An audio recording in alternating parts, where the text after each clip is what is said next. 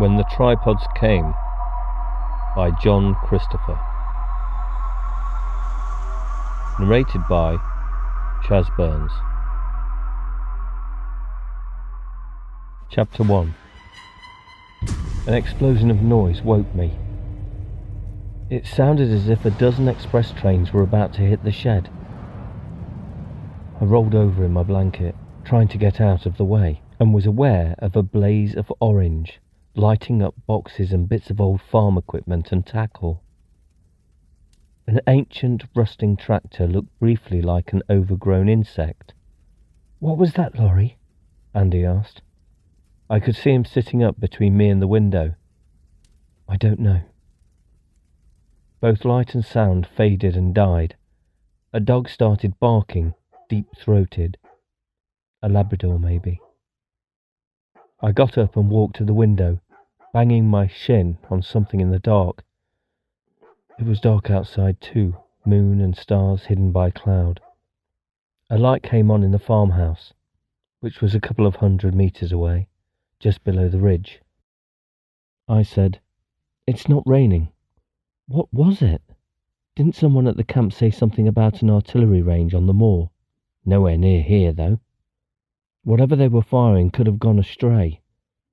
Rubbing my shin, I said, "It didn't sound like a shell, and a shell wouldn't produce fireworks like that." "Well, a rocket maybe," he yawned loudly. "It's all quiet now anyway. No sweat, go to sleep. We've a long trek in the morning." I stood by the window for a while. Eventually the light in the house went out. The farmer presumably took the same view as Andy. In the pitch black, I felt my way to the pile of straw which served as a bed. This was less fun than it had seemed the previous evening. There was little protection from the hardness of the earth floor. And once awake, I knew all about the aches in my muscles. Andy was already asleep. I blamed him for our being here, for volunteering us into the orienteering expedition in the first place, and then for insisting on a left fork which had taken us miles out of our way. It had looked as though we would have to spend the night on the moor, but we'd come across this isolated farm as dusk was thickening. The rules were not to ask for help, so we'd settled down in the shed. I thought my aches and resenting Andy would keep me awake, but I was dead tired. We had set out early from summer camp, and it had been a long day's slog, drifting into sleep again. I was half aware of another explosion, but it was a distant one, and I was too weary really to wake up. I couldn't even be sure I wasn't dreaming. Andy woke me with the grey light of dawn filtering in. He said, "Listen." "What?" "Listen." I struggled into wakefulness.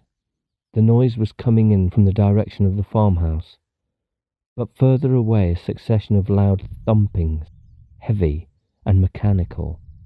"Farm machinery?" I suggested. "I don't think so." Listening more carefully, I didn't either. The thumps came at intervals of a second or less, and they were getting nearer. There was even a sensation of the ground shaking under me. "Something heading this way," Andy said. "Something big, by the sound of it." We crowded together at the small window of the shed. The sun hadn't risen, but to the east the farmhouse was outlined against a pearly sky. Smoke from a chimney rose almost straight. Farmers were early risers. It looked like a good day for the trek back to camp. Then I saw what was coming into view on the other side of the house. The top appeared first, an enormous grey-green hemispherical capsule, flat side down, which seemed to be floating ponderously in mid-air, but it wasn't floating.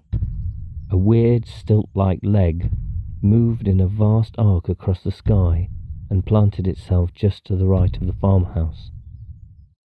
As it crashed down, a second leg appeared, passing over the house and landing between it and the shed. I could see a third leg too, which if it followed suit would come to ground close to us, if not on top of us.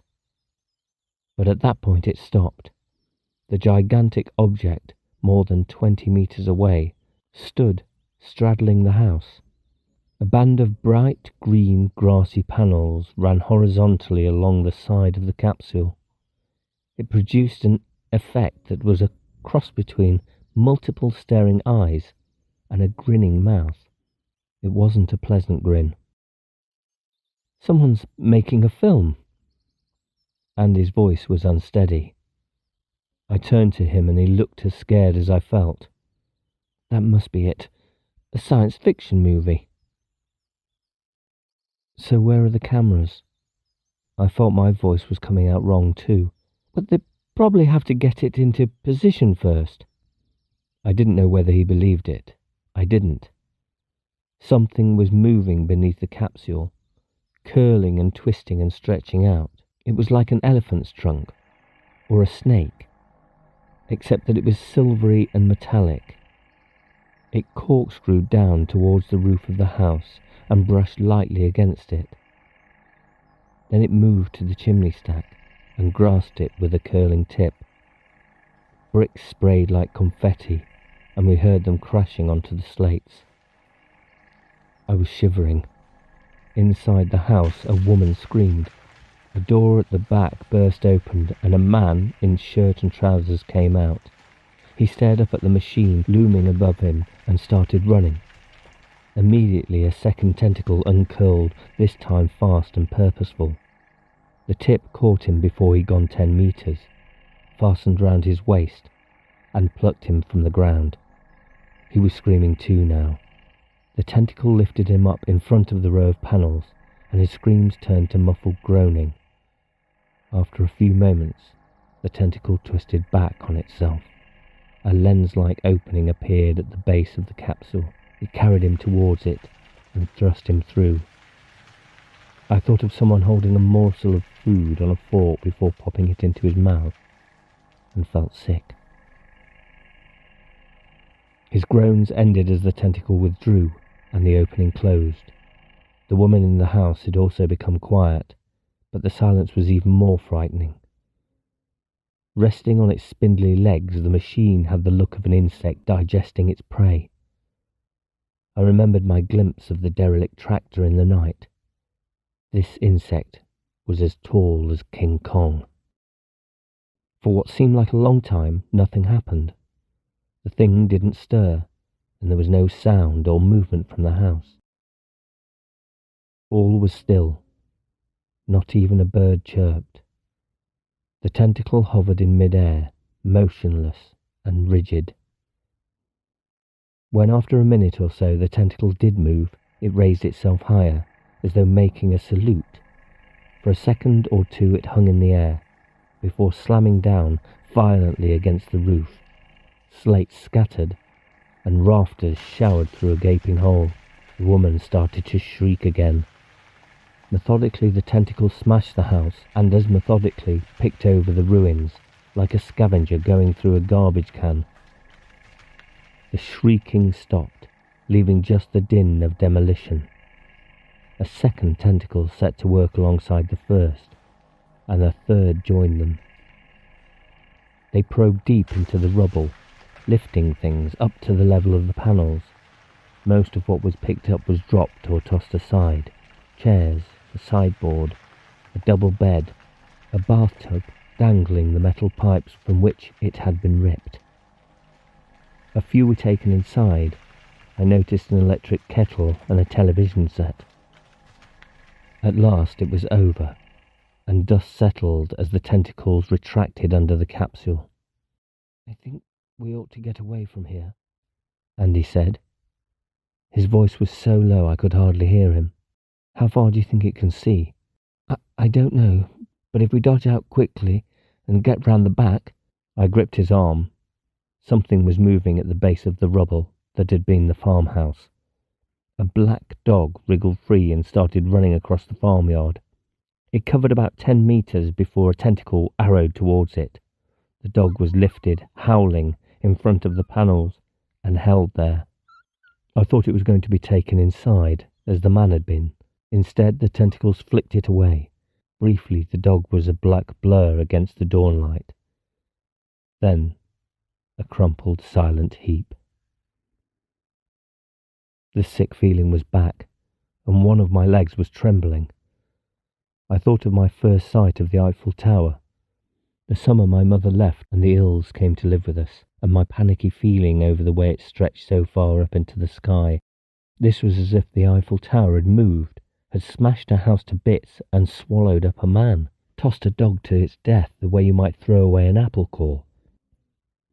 Time passed more draggingly than I ever remembered. I looked at my watch and the display read 5:56.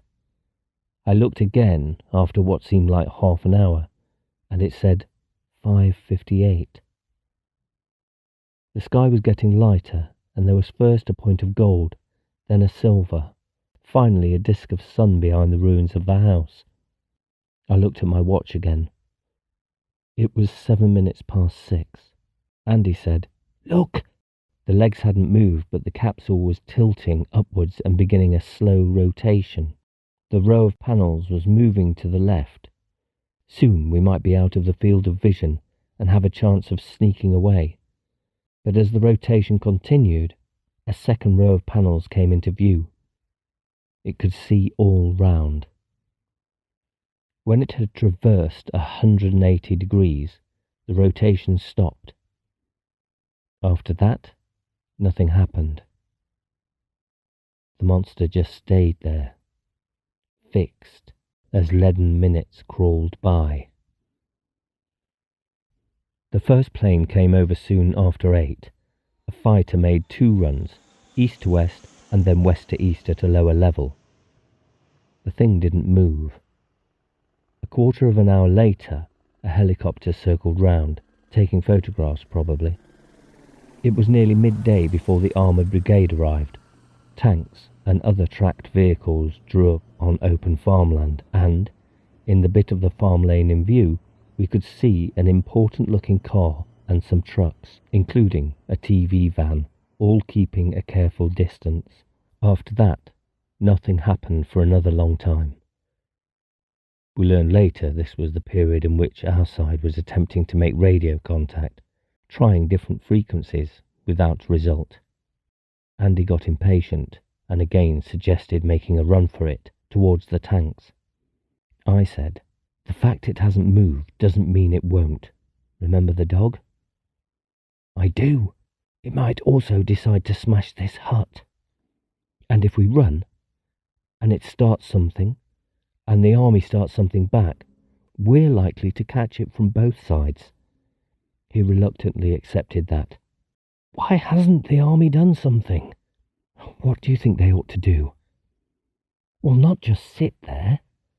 I suppose they don't want to rush things." I broke off as an engine started up, following by a rumble of tracks. We ran to the window. A single tank was moving forward. It had a pole attached to its turret, and a white flag fluttering from the pole. The tank lurched across the field and stopped almost directly beneath the capsule. The engine switched off, and I heard a sparrow chirruping outside the shed. Then, unexpectedly, there was a burst of classical music. I asked, "Where's that coming from?" "From the tank, I think." "But why?" "Maybe they want to demonstrate that we're civilized, not barbarians. It's that one from Beethoven's symphony, isn't it? The one that's sung as a European anthem." "That's crazy," I said. "I don't know." Andy pointed. "Look." The machine was showing signs of movement. Beneath the capsule, a tentacle uncurled. It extended down towards the tank and began waving gently. "What's it doing?" I asked. "Maybe it's keeping time." The weird thing was, he was right. It was moving in rhythm with the music. A second tentacle emerged, dipped, and brushed against the turret, as though it were getting the hang of things. The first tentacle started moving faster, in a more positive beat. The second felt its way round the tank from the front to rear, then made a second approach from the side, moving over it and probing underneath. The tip dug down, rocking the tank slightly, and re-emerged to complete an embrace. The tank rocked more violently as it was lifted, at first just clear of the ground, then sharply upward. Abruptly the music gave way to the stridence of machine gun fire. Tracer bullets flamed against the sky. The tank rose in the tentacle grip until it was level with the panels. It hung there, spitting out sparks, but pointlessly. At that angle, the tracers were scouring empty sky, and they stopped abruptly as the tentacle tightened its grip. Armor plate crumpled like tin foil. For 2 or 3 seconds it squeezed the tank, before uncurling and letting it drop. The tank fell like a stone, landing on its nose and balancing for an instant before toppling over. There was a furrow along the side where it had been compressed to less than half of its original width. Andy said, "That was a Challenger." He sounded shaken, but not as shaken as I felt. I could still see that terrible careless squeeze. The tank dropped like a toffee paper. When I looked out again, one of the tentacles had retracted, but the other was waving still, and still in the rhythm it had picked up from the music. I wanted to run, somewhere, anywhere, not caring what came next, but I couldn't move a muscle. I wondered if anyone in the tank had survived. I didn't see how they could have. Then, unexpectedly and shatteringly, there was a roar of aircraft as the fighter bombers, which had been on standby, whooshed in from the south, launched rockets as they came. Of the 6 they had fired, 2 scored hits. I saw the long spindly legs shatter, the capsule tilt and sway and crash. It landed between the ruins of the farmhouse and the wrecked tank, with an impact that shook the shed. I could hardly believe how quickly it was over, and how completely. But there was the capsule lying on its side, with broken bits of leg sticking out. As we stared, a second wave of fighter bombers swooped in, pulverizing the remains. When the Tripods Came, by John Christopher. Narrated by Chaz Burns.